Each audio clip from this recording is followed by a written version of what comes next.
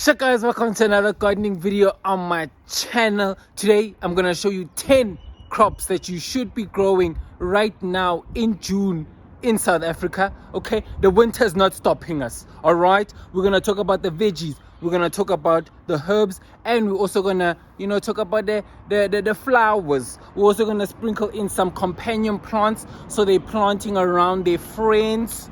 Okay, and we're also going to talk about if you should direct sow them or you should transplant. I hope you enjoy. I hope it's helpful. Like, subscribe, become a member. Let's go right into the content. Let's go. So the first crop on the list are peas.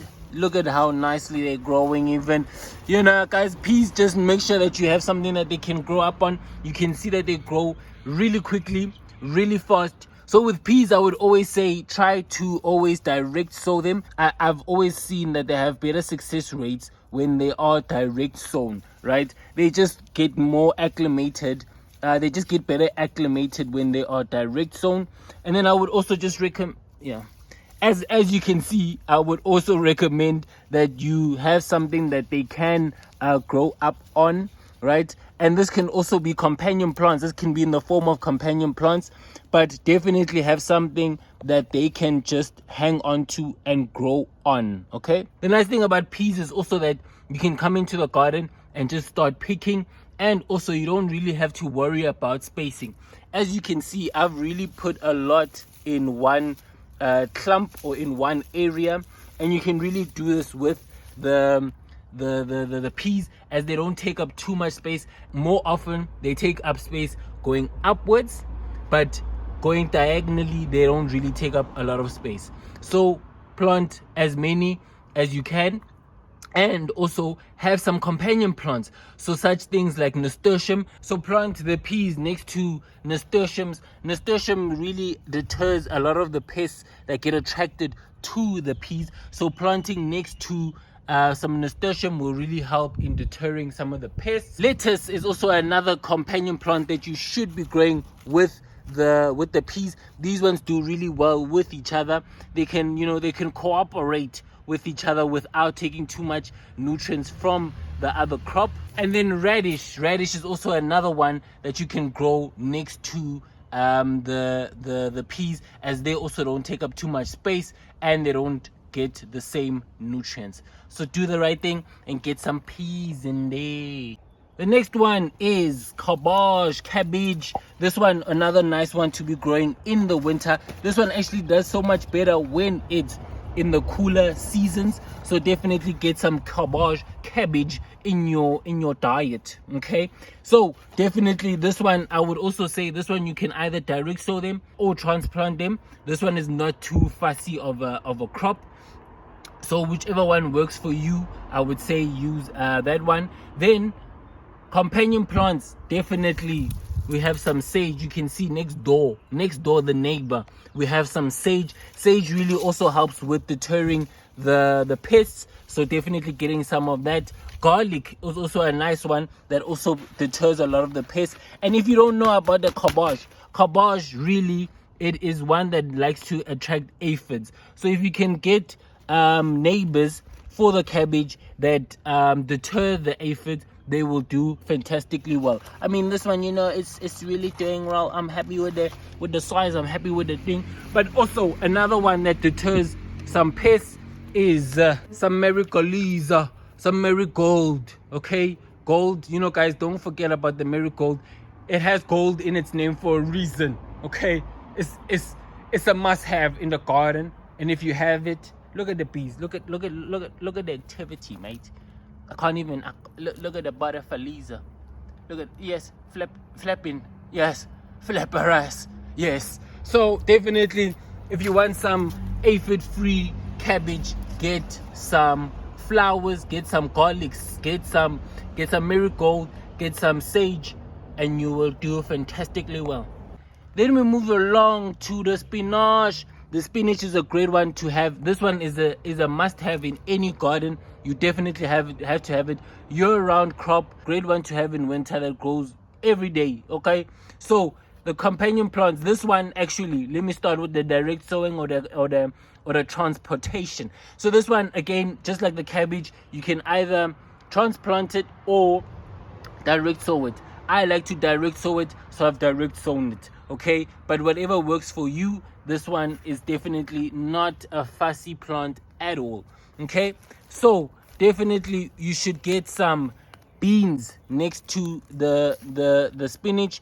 This one really helps with the nitrogen fixing, so the beans will help to actually have more of a bunctious and more, more healthy leaves. Okay, so definitely get some beans next to it. Then also, you remember what I said about the peas, so the peas also fix the nitrogen, so definitely having them next to the spinach. And what's nice about the pairing the spinach and the peas together is that the peas can actually grow up the spinach. Okay, so definitely can use it as a platform to grow up.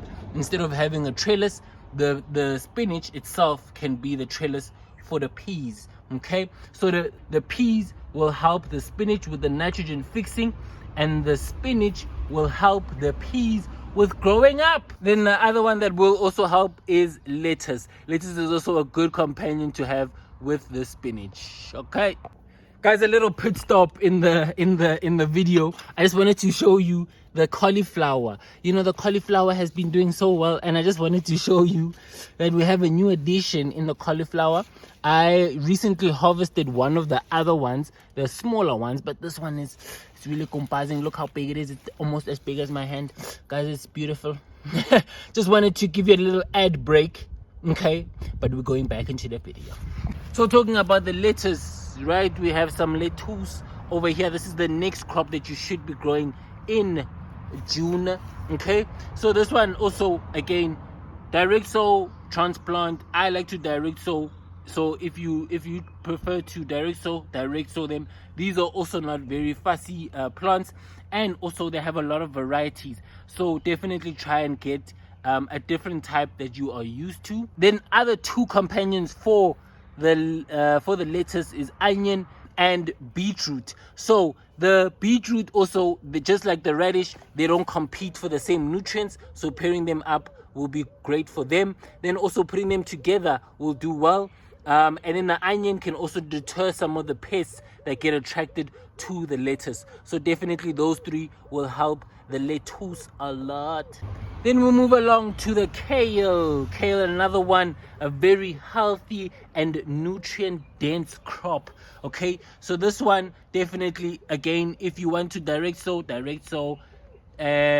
transplant, not a fussy crop as well, also very fast growing, so definitely get that in right now. Okay, so the companion plants for the kale are beans. Beans is another one, nitrogen fixing, as I said. So the leafy greens, if you can pair the leafy greens with the nitrogen fixing plants, this will do wonders. So kale will pair up well with the beans. Then we have nasturtium. So nasturtium, let me even just go to the nasturtium. Nasturtium will also deter some of the pests that like to get onto the kale. I even paired it up with the marigold. The marigold also does really well with that. And then also onions. Onion can also help with deterring some of the pests for the kale, so definitely pairing them up will do wonders. Then moving along, we have broad beans. A great one to have in the garden. I just love the seeds of these actual broad beans, and I actually want to start planting these. I tried a bit, I think maybe a week, I'm lying, maybe like a month ago, and yeah, I wasn't that successful, so I'm gonna try them again, but I might try them inside the starting trays. Okay, but definitely a nice one to grow. And yeah, you see, I'm gonna try them in trays because the direct sowing didn't work for me. So try what you want to try, but I would try, let's say, the starting in the trays is probably the best bet for these ones. Then the companion plant for this is marigold. Yes, you get it. The marigold will really help with attracting all of the beneficial